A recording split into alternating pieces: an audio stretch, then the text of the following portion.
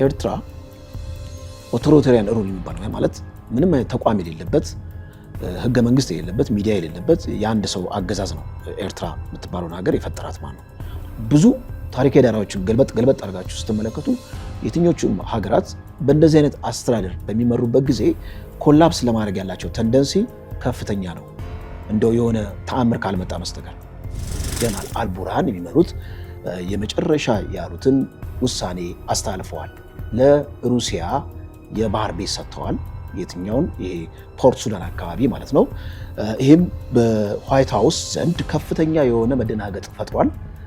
እንዴት ምን አይነት ችግር ሊፈጥር ይችላል? ከኢትዮጵያ ጋር ምን ያገናኘዋል? አርሚ 31 የተባለው ቀጥታ ከመጋዘን ውስጥ ያለውን መሳሪያ አንስቶ ማለት ነው ወደዚህ ወደ ትግራይ መቀሌ መጥቶ ትግራይ ውስጥ ያሉትን ዋና እንደዚህ እንግዲህ መፈንቅለ መስተዳደር ወይም መፈንቅለ መንግስት ሲደረግ ምንድነው የሚደረገው? ሚዲያን ይቆጣጠራል አንድ ኃይል፣ እንዲሁም ደግሞ ፓርላማን ይቆጣጠራል፣ ዋና የሚባሉትን ቦታዎች ይቆጣጠራል።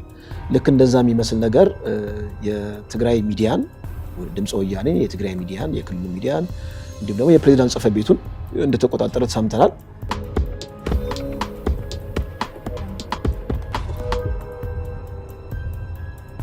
ሰላም ጤና ይስጥልኝ ውድ ተመልካቾቻችን እንደምሰንብታችኋል።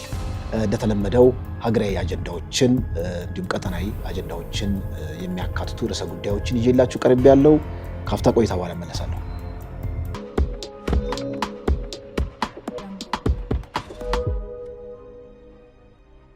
በቅድሚያ ያስኩት አጀንዳ ትንሽ ትኩረትን የሚስብ ነገር ነው።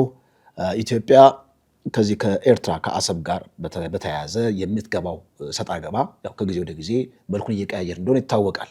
ነገር ግን ኢትዮጵያ ከዚህ አማራጭ በተጨማሪ እጇ ላይ አንድ ካርድ አላት። ያንን ካርድ በጊዜ ስባ አስፈላጊውን እርምጃ ማትወስድ ከሆነ ምናልባት የበለጠ ቀውስ ውስጥ ልትገባ የምትችልበትን ሁናቴ አንዳንድ ተንታኞች ሲያመላክቱ አስተውያለሁ። ምናልባት ይሄ ከቀይ ባህር ጋር በተገናኘ ያለውን አማራጭ ማማተር እንዲሁም ቁርጠኛ የሆነ ውሳኔ መወሰን ከኢትዮጵያ ወገን ይጠበቃል። ከኤርትራ ከሻዕቢያ ጋር ያለውን ሰጣ ገባ ጋብ አድርጎ ሌላ ኦፕሽን እጇ ላይ ያለ ኢትዮጵያ ያን ኦፕሽን እጇ ላይ ያለውን ካርድ የምትስብ ከሆነ በጊዜው በጣም ጥሩ የሆኑ ፖለቲካዊ የሆኑ ፋይዳዎችን ኢትዮጵያ ልታገኝ ትችላለች የሚል ነገር አለ። እስቲ ወደዚህ ከሜዴ በፊት ከዚሁ ጋር ሊገናኝ የሚችል እንደ ባክግራውንድ አንድ መረጃ ወጥቷል። በጣም አነጋጋሪ የሆነ መረጃ የሱዳኑ የሽግግር መንግስት ፕሬዝዳንት ጀነራል አልቡርሃን የሚመሩት የመጨረሻ ያሉትን ውሳኔ አስተላልፈዋል። ለሩሲያ የባህር ቤት ሰጥተዋል። የትኛውን ይሄ ፖርት ሱዳን አካባቢ ማለት ነው። ይህም በዋይት ሃውስ ዘንድ ከፍተኛ የሆነ መደናገጥ ፈጥሯል። እንዴት ምን አይነት ችግር ሊፈጥር ይችላል? ከኢትዮጵያ ጋር ምን ያገናኘዋል የሚለው ነገር ቆየት ብዬ አነሳዋለሁ። እዚህ ጋር ለሚቀጥሉት 25 ዓመታት ሩሲያ ልትጠቀምበት የሚችልበት አማራጭ አላት። ይህንን የወደቡን ማለት ነው እዚህ ፖርት ሱዳን አካባቢ። ከዚህ በተጨማሪ የወርቅ ቁፋሮ ላይ ወይም ወርቅ ለማውጣት የሚያስችልም ስምምነት አለ። ይህን እንግዲህ አልቡርሃን ለአንዴና ለመጨረሻ ጊዜ ይህንን እርምጃ የወሰዱት ብዙ ችግሮች ይፈጥራል ከበስተጀርባው። ነገር ግን ከዝንጀሮ ቆንጆ እንደመምረጥ ነው የመጨረሻ አማራጭ ብለው ይህንን እርምጃ የወሰዱት። አርኤስኤፍ የተባለው ወይም ፈጥኖ ደራሹ እዚህ ካርታው ላይ እንደምትመለከቱት ስዕሉ ላይ እንደምትመለከቱት የሱዳንን ኦልሞስት ግማሽ ክፍል ነው ሁለቱም የተቋጠሩት ማለት ነው። እና ይህን አርኤስኤፍ የተባለውን ኃይል ባለፈው ሳምንት ማለት ነው እዚህ ወደ ዳርፉር አካባቢ በጣም ቁልፍ ኤልፋሽራ የተባለችውን እሷን ከተማ ከተቆጣጠረ በኋላ የአርኤስኤፍ ወይም ፈጥኖ ደራሽ ከፍተኛ የሆነ ስጋት ፈጥሯል ማላይ እዚህ አልቡርሃን ላይ። ስለዚህ አልቡርሃን ለአንዴና ለመጨረሻ ጊዜ እርምጃ ለመውሰድ ከሩሲያ የጦር መሳሪያ በመቀበል ወደ አርኤስኤፍ የሚደረገውን ኦፕሬሽን አፋጥነው ለመጀመር እየተንደረደሩ ነው። ይሄ ነገር ከኢትዮጵያ ጋር የሚያገናኘው ነገር አለ። ታሪካዊ ዳራውን ዞር ብለን ስንመለከት የኢትዮጵያ መንግስት የቀድሞ መንግስት ፕሬዚዳንት መንግስቱ ኃይለማርያም ከሱማሌ ወረራ በተቃጣባቸው ጊዜ ያላቸው አማራጭ እንግዲህ የወቅቱን የአሜሪካ ፕሬዚዳንት እርዳታ ጠይቀው ነበረ። በዛ ጊዜ የአሜሪካው ፕሬዚዳንት ፊታቸውን በማዞራቸው ምክንያት ቀጥታ ከሶቪየት ህብረት ጋር ዲል በማድረግ ብዙ መሳሪያዎችን ወደ ኢትዮጵያ በማስገባት ዚያድ ባሬን የወጉበት አማራጭ አለ። አሁንም አልቡራንን ስንመለከታቸው ለአንድና ለመጨረሻ ጊዜ ከአርኤስኤፍ ጋር የሚኖረውን ፍልሚያ ለማፋፋምና የኃይል የበላይነቱን ለመያዝ ከሩሲያ እነሱ 27 የተባሉት እና በጣም ከ27 በላይ ትልልቅ የጦር መሳሪያ ጀት፣ የተለያዩ መሳሪያዎችን ለመቀበል ተስማምተዋል። አሁን ይሄ ከኢትዮጵያ ጋር ምን ያገናኘዋል ብላችሁ ብትጠይቁ እንግዲህ የባህር በር ለማን የተሰጠው? ለሩሲያ ነው። ሩሲያ ያን የባህር በር እንግዲህ ለመጀመሪያ ጊዜ ነው በነገራችን ላይ አፍሪካ ላይ እንደዚህ ናቫል ቤዝ ሲኖራት ሩሲያ ሰፋ ባለ መልኩ እዚህ ሱዳን ላይ የመጀመሪያ ጊዜ ነው። ቀጥታ ሩሲያም እንደምታደርገው ጅቡቲ ካለው የቻይና ቤዝ አለ ከሱ ጋር በማስተሳሰር ቀጠናው ላይ ያለውን የኃይል የበላይነት ሚዛን ለመጠበቅ ትጠቀምበታለች ማለት ነው። እንዲሁም 12% የሚገመት የዓለም ንግድ የሚተላለፍበት የዚህ የስዊዝ ካናል አካባቢ ያለውንም የኃይል ቅድድም አሸናፊ ለመሆን ሩሲያ ከቻይና ጋር ተጣምራ ትልቅ ስራ ትሰራለች ማለት ነው። ይሄ አሜሪካንን በከፍተኛ ሁኔታ አስደንግጧል። የአሜሪካኖች እንቅስቃሴ ከወትሮ ለየት ባለ መልኩ እንደምትመለከቱት እዚህ ምስራቅ አፍሪካ ላይ መለስ ቀለስ እያሉ ነው። ኢትዮጵያ መጥተው የወታደራዊ አታሼው ማለት ነው ከኢትዮጵያ መንግስት ወታደራዊ ባለስልጣናትና ከፖለቲካ መሪዎች ጋር የሁለትዮሽ ግንኙነት ወይም የሁለትዮሽ ውይይት አድርገዋል።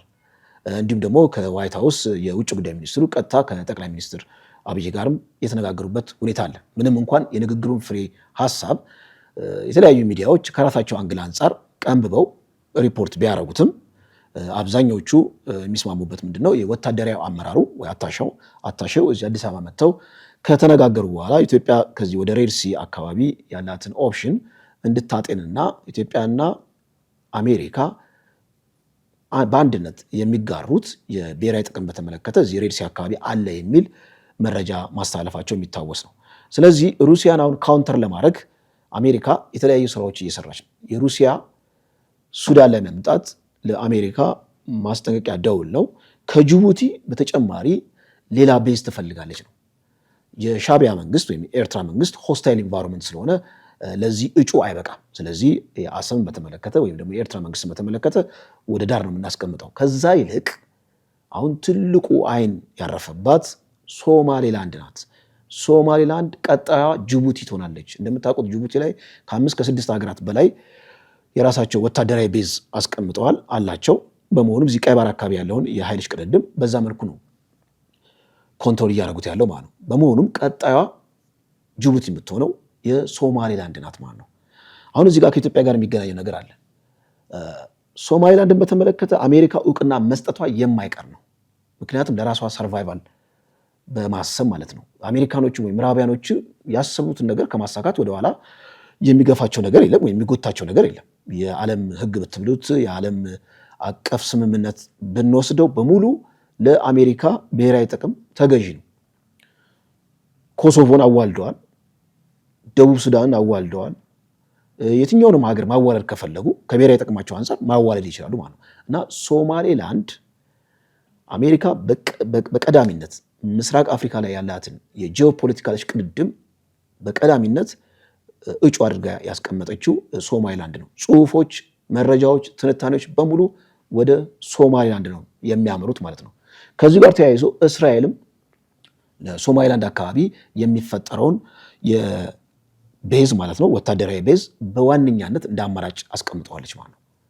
ስለዚህ አሁን ኢትዮጵያ ከዚህ ቀደም ሜሞራንደም ኦፍ አንደርስታንዲንግ ተብሎ ወይም ደግሞ ከሶማሌላንድ ጋር ስምምነት ፈጽማ ነበር። ከስምምነቱ በኋላ ከፍተኛ የሆነ የዲፕሎማሲ ጫጫታ ሲፈጠር ወይም ጫና ሲፈጠር ይሄ ነገር የለዘበ ይመስላል። አሁን አንዳንድ አስተያየት ሰጪዎች፣ ተንታኞች የሚሉት ምንድነው ሶማሌላንድ በአሜሪካንም ሆነ በእስራኤል እውቅና ማግኘቷ የማይቀር ስለሆነ ኢትዮጵያ አስቀድማ እውቅና ብትሰጥ ከዓለም አቀፍ ኮሚኒቲ ሊደርስባት የሚችለውን ፕሬዠር እነ አሜሪካና እነ እስራኤል ሊጋሯት ይችላሉ። አሜሪካና እስራኤል ደግሞ ከኢትዮጵያ ወገን ከሆነ ያን ያህል ፕሬዠሩም ላይሰማት ይችላል። ምክንያቱም ኢትዮጵያ እንኳን እውቅና ባትሰጥ ሶማሌላንድን እስራኤልም ሆኑ አሜሪካ ወደ እውቅና መስጠት መሄዳቸው የማይቀር ነው። ይሄ ለራሳቸው ሰርቫይቫል አስበው ማለት ነው። ማለት ይሄ ቀጠናው ላይ ያለው የፖለቲካ እሽቅድድም ተጨማሪ ወታደራዊ ቤዝ ያስፈልገዋል። በተለይ እዚህ ቀይ ባህር መግቢያ አለ፣ ኤደን ባህረ ሰላጤ አለ። ምናልባት ይሄ የበርበራ ወደብ ስትመለከቱት እሱን ወደብ በምንመለከትበት ጊዜ እዛ አካባቢ ቤዝ መመስረታቸው አሜሪካኖች፣ እስራኤሎች በጣም ለራሳቸው ብሔራዊ ጥቅም እዛ አካባቢ ያለውን የትሬድ እንቅስቃሴ፣ የፖለቲካ እንቅስቃሴ፣ የጸረ ሽብር እንቅስቃሴ አይኤስአይኤስ፣ አልሸባብ ከፍተኛ የሆነ ጥምረት የፈጠሩበት አካባቢ ነው። ሀውቲ ያለ ሌሎች ፖለቲካ እንቅስቃሴዎችም አሉና ይህንን አካባቢ እስራኤልም ሆነ አሜሪካ ሶማሊላንድን እውቅና ሰጥተው ወደዛ መግባታቸው ስለማይቀር ኢትዮጵያ አስቀድማ እውቅና ሰጥታ በዛ አማካኝነት ኢን ሪተርን ማለት ነው የሲ አክሰስ የምታገኝበትን አማራጭ መከተል አለባት። ይሄ ነገር ከዘገየ ኢትዮጵያን ዋጋ ያስከፍላታል። ምክንያቱም ሶማሊላንድ ከአሜሪካና ከእስራኤል እውቅና ካገኘች የኢትዮጵያ እውቅና ያን ያህል ብዙም ውሃ የሚቋጥር ላይሆን ይችላል የሚል ነገር ነው። ከዚህ ጋር በተያያዘ እንግዲህ የኢትዮጵያ መንግስት የሚከተለው አቅጣጫ ምናልባት ምን እንደሆነ አይታወቅም። በተለይ በሶማሊላንድ መስመር ኢትዮጵያ ሲ አክሰስ ማግኘቷ በአሰብ አማካኝነት የተፈጠረውን ውጥረት ያረግበዋል። አንደኛ። ሁለተኛ ሻዕቢያ በአሰብ አማካኝነት ኢትዮጵያ ላይ ጫና ለማሳደር የሚያደርገውን ጥረት ወይም ደግሞ የሚያደርገውን ሴራ በመገደብ በመሸበብ ረገድ ትልቅ አስተዋጽኦ አለው። እንዲሁም ደግሞ የኤርትራ መንግስት በኢትዮጵያ ወገን በብሔራዊ ጥቅም አንጻር ያለውን ሽኩቻ በተወሰነ ደረጃ ሊያረግበው ይችላል። ወደፊትም ኢቭን አሰብን በተመለከተ አሰብን መልሰን ለማግኘት በምናደርገው ዲፕሎማሲያዊ ሩጫ ይሄኛው የሶማሊላንድ እጃችን ላይ መሆኑ የራሱ የሆነ አዎንታዊ የሆነ አስተዋጽኦ ይኖረዋል ወይም ደግሞ ኃይል ሊፈጥርልን ይችላል የሚሉ ትንታኔዎችና ንባቦች አሉ። በምን መልኩ ይታያል የሚለው ነገር ቀናት የሚፈታው ነገር ነው። አድማጭ ተመልካቾቻችን እስከ ፕሮግራማችን መቋጫ ድረስ አብራችሁ እንድትቆዩ እየጋበዝኩ ካፍታ ቆይታ በኋላ እመለሳለሁ።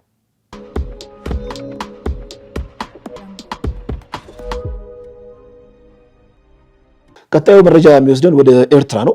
ኤርትራን በተመለከተ ኤፍፒ የተባለው የመረጃ አውታር ያወጣው መረጃ ትንሽ ትኩረትን የሚስብ ነው። ጆሮውን ጭው የሚያደርግ ነው። አስደንጋጭም ነው። ምንድነው ኤፍፒ ያደረገው? የአሰሳ ጥናት አደረገ ከተማው ላይ ከኢትዮጵያ ጋር ያለው ውጥረት ወደ ምን ያመራል የሚለው ነገር ነው። አብዛኛው የአስመራ ነዋሪ ኢትዮጵያ ኤርትራ እንደምትወር ወይም ደግሞ የአብይ አስተዳደር ኢትዮጵያን ይወጋል ብለው እንደሚሰጉ ይሄው መረጃ በመረጃነት አውጥቶታል ማለት ነው። አሁን ትልቁ እንግዲህ እዚህ ጋር ትኩረትን የሚስበው ነገር ምንድነው? የኤርትራ ባለስልጣናት ቤት ለቤት እየዞሩ እያንዳንዱን ቤተሰብ ለማይቀረው ጦርነት ልጆቻቸውን እንዲያዘጋጁ ራሳቸውን እንዲያዘጋጁ እየቀሰቀሱ ነው የሚል የኤፍፒ ዘገባ ያሳያል። በእርግጥ በአብዛኛው ጊዜ ስትመለከቱት ኢትዮጵያና ኤርትራ ወደ ጦርነት የሚያመሩበትን እድል ማመናመን የዓለም አቀፍ ኮሚኒቲ ወይም ደግሞ የሚመለከታቸው ትልልቅ ተቋማት የነሱ ድርሻ ቢሆንም የኤርትራ መንግስት በቀጥታ ከኢትዮጵያ ጋር ኮንፍሮንት ማድረግ ወይም ደግሞ ወደ ግጭት መግባት አይፈልግም የሚሉ ትንታኔዎች አሉ። በእርግጥም ይህን ስትመለከቱት አመክንዮአዊ ይመስላል። ለምንድን ነው ኤርትራ ወደፊት በብዙ ተንታኞች በብዙ የፖለቲካ አናሊስቶች እሳቤ መሰረት ኤርትራ ምናልባት ኮላፕስ ልታረግ ትችላለች ወይም ደግሞ ኢትዮጵያ እንደ ሀገር ላትቆይ ትችላለች ወይም እንደ ሀገር ትፈርሳለች የሚል ትንታኔዎች አሉ። ይሄ ነገር ሟርት አይደለም። ታንጀብል የሆነ ወይም ደግሞ ተጨባጭ የሆነ የፖለቲካ ንባብ ነው። ሶስት ነገሮች አሉ ኤርትራ ኮላፕስ ልታደርግበት የሚችለው። ምናልባት ከኢትዮጵያ ጋር ግጭት ከገባች በተጨማሪ ማለት ነው ኢትዮጵያ ጋር ግጭት በምትገባበት ጊዜ ኤርትራ ሊፈጠሩ የሚችሉ ወይም ኤርትራ እንደ ሀገር እንዳትቀጥል ሊያደርጓት የሚችሉ መሰረታዊ ነገሮች አሉ።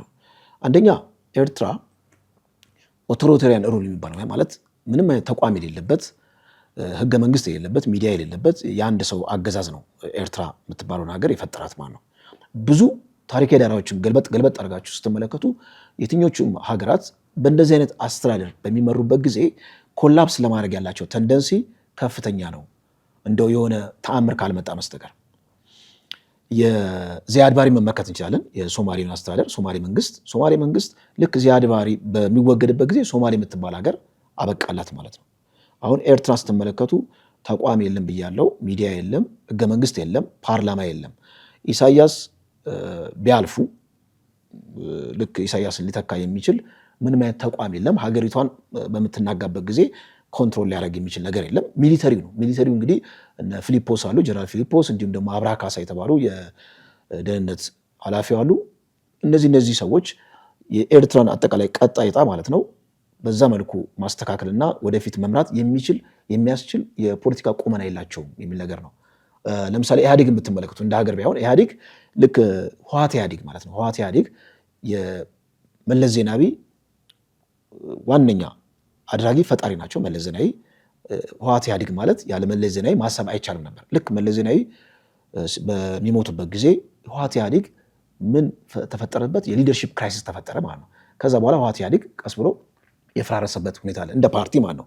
አሁን ኤርትራ እንደ ሀገር ነው እንደ ሀገር ጠፍጥፎ የሰሯት በኢሳያስ ሳምባ የምትተነፍስ ነች ኤርትራ ማለት ነው። ስለዚህ ሰክሰሽን ሩሉ ማለት ይሄ ኤርትራን ተረክቦ ማለት ነው እንደ ሀገር ሊያስቀጥላት የሚችል ምንም አይነት ሊደርሺፕ ስለሌለ ኤርትራ ፌል የምታደርግበት ኮላፕስ የምታደርግበት እድል ከፍተኛ ነው። ሁለተኛው የኢኮኖሚክ ስትሬን ነው። ኤርትራ ከፍተኛ የሆነ የኢኮኖሚ ቀውስ አለባት። ኢኮኖሚያ ዳዴ የሚል ነው። ስለዚህ እንደ ሀገር ለመቀጠል ኢኮኖሚያ የሚያወላዳ ነገር ስላልሆነ ኤርትራ ሁለተኛው ትልቁ አስፈሪው ነገር በኢኮኖሚ ረገድ ኤርትራ የምትባል ሀገር የምትቀጥል አይሆንም። ሶስተኛው የተቀመጠው ፖይንት ሪጂናሊ አይዞሌትድ ሊሆኑ ይችላሉ ነው። ኤርትራ የምትባለው ሀገር ምናልባት ከኢትዮጵያ ጋር በፈጠረችው መቀራረብ ልክ ከለውጡ በኋላ በኢትዮጵያ መንግስት አማካኝነት የኤርትራን ከዓለም አቀፍ የመገለል ሁናቴን አስቀርቶ ኢሳያስ እንደውም የቀጠናው ዋነኛ ተዋናይ ሆነው አይተናቸዋል። ይሄ በኢትዮጵያ ወገን የመጣ ችሮታ ነው ማለት ከኢትዮጵያ ጋር የፈጠሩት የሰላም መቀራረብ ኢትዮጵያ በዛ አማካኝነት የሰላም ኖቤል ፕራይዝ ፒስ ፕራይዝ መሸለማቸው ጠቅላይ ሚኒስትር አብይ እንዲሁም ደግሞ ኢትዮጵያና ኤርትራ ለኖ ፒስ ኖ ዋር የሚለውን ለ20 ምናምን ዓመት የቆየውን ሁናቴ በመቀየሩ ምክንያት ኤርትራ እንደ አዲስ ጂኦፖለቲካል አክተር ሆና ነበር የቀጠናው። አሁን ይሄ ነገር ግን ሊያበቃ ይችላል ነው። ምናልባት የኢሳያስ ማለፍ በህይወት ማለፍ ቅድም ያስቀመጥኳቸውን ነገሮች ያካታል። ስለዚህ በዚህ ላይ ጦርነት ከኢትዮጵያ ጋር የሚገጥም ከሆነ ኤርትራ የምትባል ሀገር ምናልባት ልክ እንደ ሶማሊያ የጦር አበጋዞች የሚራኮቱባት ወይም ደግሞ አንድ ኦቨርአርክ የሚያደርግ አንድ ፓወርፉል የሆነ የፖለቲካ መሪ የሌለበት ሁናቴ ይፈጠራል፣ ገሃነባ የሆነ ሁኔታ ሊፈጠር ይችላል የሚል ነገር ነው። በመሆኑም ከኢትዮጵያ ጋር ያለውን ግጭት በጣም በጥበብ መያዙ ለኤርትራኖች ያዋጣል የሚል ትንታኔዎች አሉ። ግጭት ውስጥ ከገቡ እነዚህ ቅድም የጠቀስኳቸው 3 ነገሮች ተደምረው ኤርትራን እንደ ሀገር እንዳቀጥል ያደርጋታል ማለት ነው። ያ ማለት ጦርነት ውስጥ ገባ ማለት ለኢትዮጵያ ጉዝጓዝ ይሆናል ወይም ደግሞ ኢትዮጵያ ሁሉም ነገር ይሳካላታል ወይም ደግሞ ለኢትዮጵያ ጥሩ ነገር ይሆናል ማለት አይደለም። ጦርነት ብዙ ነገር ዋጋ ያስከፍላል። ስለዚህ ያ ዋጋ የሚያስከፍለው ሁኔታ በኢትዮጵያ ወገንም የራሱ የሆነ አስተዋጽኦ አለው። ምክንያቱም እኛ ራሳችን ኢንተርናሊ ብዙ ችግሮች ስላሉብን ወደ ጦርነት ብንገባ ችግሩ እኛንም መዳሰሱ የማይቀር ነው። በተለይ ግን ለኤርትራ እንደ ሀገር እንዳቀጥል ሊያደርጋት የሚችለው ሁናቴ እድሉ ከፍተኛ ነው የሚል ነገር ነው። ወደ መጨረሻው ነጥቤ ከማምራቴ በፊት ይህን ቻናል ላይክ፣ ሰብስክራይብ እንድታደርጉ እጠይቃችኋለሁ። ከአፍታ ቆይታ በኋላ እመለሳለሁ።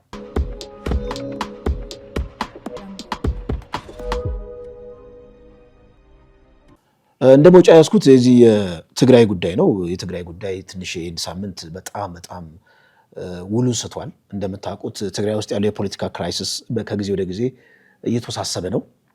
ትግራይ ውስጥ ያለው የፖለቲካ ሁናቴ ቲዲኤፍ የሚባል አለ፣ የታጠቀ ኃይል አለ፣ የሽግግር አስተዳደር አለ፣ እንዲሁም ደግሞ ተቃዋሚ ወይም ተፎካካሪ የሚባሉ የፖለቲካ ፓርቲዎች አሉ፣ ጥቃቅን የፖለቲካ ፓርቲዎች። አንጃ አንስቶ ደግሞ የትግራይ መንግስትን ወይም ደግሞ ቲዲኤፍን የሚወጋ የቲፒኤፍ የሰላም ኃይል የሚባል አለ። እነዚህ ነገሮች ድባቦች አሉ። አሁን ትንሽ የሁለት ቀን ትንሽ በጣም ለየት ያደርገው አርሚ 31 የተባለው የቲፒኤልኤፍ አንደኛው አርሚ እንግዲህ በቲዲኤፍ የተባለው የቲፒኤልኤፍ መከላከያ ሰራዊት ነው የሚሉት። አክቹዋሊ መከላከያ ሰራዊት የሚባል ነገር በአንድ ሀገር ውስጥ አንድ መከላከያ ሰራዊት ነው ያለው። የህወሓት ታጣቂ ብንለው ይሻላል። እነሱ ግን ቲዲኤፍ ይሉታል። የቲፒኤልኤፍ አጠቃላይ ደረጃ ስንመለከት ወደ 15 አርሚ ነው ያለው።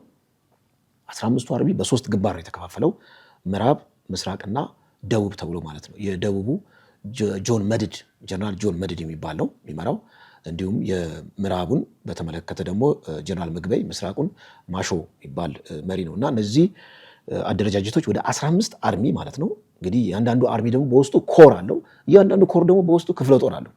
ይህ ስትመለከቱት ትግራይ ውስጥ ያለው የሚሊተሪ አደረጃጀት በጣም የሚደንቅ ነው።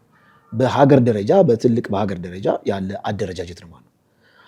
ይህንን የያዘ አደረጃጀት ከዚህ ውስጥ እንግዲህ አርሚ 31 የተባለው ቀጥታ ከመጋዘን ውስጥ ያለውን መሳሪያ አንስቶ ማለት ነው ወደዚህ ወደ ትግራይ መቀሌ መጥቶ ትግራይ ውስጥ ያሉትን ዋና እነዚህ እንግዲህ መፈንቅለ መስተዳደር ወይም መፈንቅለ መንግስት ሲደረግ ምንድነው የሚደረገው? ሚዲያን ይቆጣጠራል አንድ ኃይል፣ እንዲሁም ደግሞ ፓርላማን ይቆጣጠራል፣ ዋና ዋና የሚባሉትን ቦታዎች ይቆጣጠራል። ልክ እንደዛ የሚመስል ነገር የትግራይ ሚዲያን ድምፀ ወያኔ የትግራይ ሚዲያን የክልሉ ሚዲያን እንዲሁም ደግሞ የፕሬዚዳንት ጽሕፈት ቤቱን እንደተቆጣጠረ ሰምተናል። ከዚህ ጋር በተያያዘ አንዳንዶቹ አይ ከደሞዝ ጋር በተገናኘ ነው ብለው ትንሽ ነገሩን ለማለዘብ ይሞክራሉ። ሌሎቹ ደግሞ አይ ትግራይ ውስጥ ሊፈነዳ የተቃረበ አንድ የፖለቲካ ህመም አለ። ያ ህመም ውስብስብ ወደሆነ የፖለቲካ ሁነት ኢቭን ለትግራይ ብቻ ሳይሆን ለአጠቃላይ ለኢትዮጵያ የሚተርፍ የፖለቲካ ክራይሲስ ይወለዳል በቅርቡ ብለው የሚናገሩ አሉ። ከዚሁ ጋር የሚያያዘው ነገር አንድ ትንሽ ግራ የሚያጋባ ነገር አለ። ይሄ የአክሱም ጽዮን ላይ የዛ ጊዜ ክብረ በዓል ላይ የሻዕቢያ ጀሌዎች እዚህ ቲፒኤልኤፍ ውስጥ ያሉት የሻዕቢያ ጀሌዎች የሃይማኖታዊ ጽምዶ ብለው የኤርትራ የሃይማኖት አባቶችና ትግራይ ውስጥ ያሉ የሃይማኖት አባቶች አክሱም ጽዮንን ለፖለቲካ ፍጆታ ለማዋል ላይታች በሚሉበት ጊዜ ያንን የሚቃወሙ ኃይሎች ይህ ነገር አስቀርተውታል እና በዚህ ምክንያት ኩርፊያ ተፈጥሯል የሚል መረጃዎች ከዛው ከወደ ትግራይ ሰምተናል። በመሆኑም አሁን ጀነራል ታደሰን ማውረድ ከስልጣን ማውረድ የመጀመሪያው ስራ ነው። በእርግጥ ጀነራል ታደሰ እንደ ስልጣን ላይ ይቀመጡ እንጂ ኖሚናል ናቸው ወይም ደግሞ ምን የይስሙላ መሪ ነው የሚመስሉት። ልክ ባይ ዲፋክቶ እና ባይ ዴጁር የሚባል ነገር አለ። በህግ ባለስልጣን ይመስላሉ፣ ባይ ዲፋክቶ በአክቹዋል ፕራክቲስ ወይም ደግሞ በትክክለኛ ተግባራዊ ስራ ግን ምንም ስራው ላይ የሉ ማለት ነው። አሁን የእሳቸውን ስራ ተክቶ ያለው ከ15ቱ አርሚ እያንዳንዱ የአርሚ መሪ ለ15 ማለት ነው ወታደራዊ መሪ ከዛ ከቲፒኤልኤፍ የተውጣጣ አንድ ብሔራዊ ኮሚቴ ኮንግረስ የሚባል ነገር አቋቁመዋል። ለደብረጽዮን የሚመሩት ማለት ነው። ይሄ ብሔራዊ ኮንግረስ ነው አሁን ትግራይን አጠቃላይ እያሾራት ያለው። ምናልባትም የመፈንቅለ መስተዳደር ቢደረግ በትግራይ ውስጥ ስልጣኑ የሚረከበው ይሄ ብሔራዊ ኮንግረስ የተባለው ኃይል ነው። ኢቭን ስራዎችም እየሰራ ነው፣ ግምገማም እያደረገ ነው፣ ጫናም እያደረገ ነው ጀነራል ታደሰ ላይ። ከፌዴራል መንግስቱ ጋር ያለውን ግንኙነት ለምንድን ነው መልክ ማታስይዙት የሚል ነገር ነው። በጣም በጣም አስገራሚ ነው። እንግዲህ ደሞዝ ተይዟል እንደምታውቁት፣ የትግራይ በጀት ተይዟል። የትግራይ በጀት መያዙ ደግሞ በሚሊተሪው አካባቢ ከፍተኛ የሆነ ቅዋሜ ፈጥሯል። እንዲሁም ደግሞ ከፍተኛ የሆነ ግጭት ሊፈጠር ይችላል የሚል ነገር ነው። ኢትዮጵያ ውስጥ በ1966 አካባቢ ምንም እንኳን ኩሙሌቲቭ የሆኑ ብዙ ችግሮች ቢኖሩም በ1966 አንደኛው ወታደራዊ ክንፍ ማለት ነው ያነሳው ሀሳብ ምን ነበረ? የደሞዝ ጭማሪ የሚል ነገር ነበረ። ምናልባት እሷ ልክ እንደ ትሪገሪንግ ፋክተር ወይም ደግሞ ልክ እንደ ለኳሽ ፋክተር ልንወስደው እንችላለን እንጂ ዋነኛው ፋክተር ሌላ ቢሆንም ማለት ነው። ትግራይ ውስጥም አሁን እነዚህ ደሞዝ መያዙ ሚሊተሪው ይሄ ሁሉ 15 አርሚ ተብሏል። እንግዲህ የ15 አርሚ ወደ ጎዳና ወጥቶ ወደ አደባባይ ወጥቶ ምናልባት ችግር ሊፈጠር የሚችልበት ሁኔታ ከፍተኛ ነው። ከዚሁ ጋር የሚያዘው ሌላው ነጥብ እና የወጣው ዜና የኤፈርት አካውንት ታግዷል። እንግዲህ ኤፈርት እንደምታውቁት ከጦርነቱ በፊት ወደ 50 ሺህ የሚጠጉ ሰራተኞች ነበሩት። 11 ቢሊዮን የሚጠጋ ሀብት ነበር የሚያንቀሳቅሰው። ልክ ጦርነቱ ካለፈ በኋላ ይሄ ነገር አሁን መንግስት ቀጥታ እርምጃ ወስዶበታል። ምናልባት እርምጃ የተወሰደው ከሻዕቢያ ጋር ወይም ደግሞ ከዚህ ከጽምዶ ከተባለው አደረጃጀት ወይም ደግሞ ትግራይ ውስጥ ችግር እየፈጠረ ካለው የሚሊተሪ ዊንግ ጋር ቀጥታ ግንኙነት አለው ተብሎ ሊሆን ይችላል። ምክንያቱም እዚህ አሁን የኤፈርት አካል የሆነው ሱር ኮንስትራክሽን ከኢትዮጵያ ፌዴራል መንግስትና ቲፒኤልኤፍ ጦርነት ውስጥ በገቡበት ጊዜ ምሽግ ይቆፍር ነበር። በነገራችን ላይ የነሱ ትራክተሮች የነሱ ሎጂስቲክ በሙሉ ለጦርነት ፐርፐዝ ይጠቀሙበት ነበር እና ከጦርነት ከቲፒኤልኤፍ መለየት ይከብዳል በሚል አንጻር ሊሆን ይችላል። በ10 ሺህ የሚቆጠሩ ሰራተኞቻችንን ሜዳ ላይ ልንበትን ነው፣ ስለዚህ መንግስት ይሄን ነገር ቆም ብሎ ማጤን አለበት ብሎ እንደዚሁ ምላሽ ሰጥቷል። ይሄው የኤፈርት ማለት ነው። የትግራይ ፖለቲካ ከድጡ ወደ ማጡ እየሆነ ነው። ለትግራይ ምን ተው ነገር አለም። አሁን እኛ በዚህ በዘውጌ በጣም ዘውጌ ፌዴራሊዝም ወይም በብሔር ፌዴራሊዝም ነገሮች ስለምናይ ነው እንጂ ትግራይ ስትታመም አጠቃላይ ሀገሪቷን የምትታመመው እና የትግራይ ጉዳይ ብቻ አይደለም፣ አጠቃላይ የኢትዮጵያ አካል ነው፣ የኢትዮጵያ ህመም ነው። ትግራይ ውስጥ የሚፈጠረው ነገር ሁላችንም እንደ ዜጋ ሊያመን ይገባል። ኢቭን እንደ መንግስትም ሊያሙ ይገባል፣ መንግስት በራሱ ማለት ነው። ስለዚህ እዛ አካባቢ ያለው ሶሉሽን ትንሽ ወሰብሰብ እያለ ነው። ያ ወሰብሰብ ማለቱ ደግሞ ለአማራ ክልል ላለው ክራይሲስ መንግስት ከፋኖ ጋር ያለው ትግል አለ፣ ትጥቅ ትግል አለ፣ ከሸኔ ጋር ያለው ትጥቅ ትግል አለ። እነዚህን ሁሉ የበለጠ በማባባስ ረገድ ትልቅ አስተዋጽኦ አለው። ትግራይ ውስጥ ያለው ፕሮብሌም ሪዞልቭ የማይደረግ ከሆነ የመንግስትን ሄዴክ እያባባሰ ስለሚሄድ ማለት ነው። አድማጭ ተመልካቾቻችን እንግዲህ ለዛሬ የያዝኩላችሁ አጫጭር መረጃዎች እነዚህን ይመስላሉ። በሚቀጥለው ፕሮግራም እስከምንገናኝ ድረስ ቸር ቆዩኝ።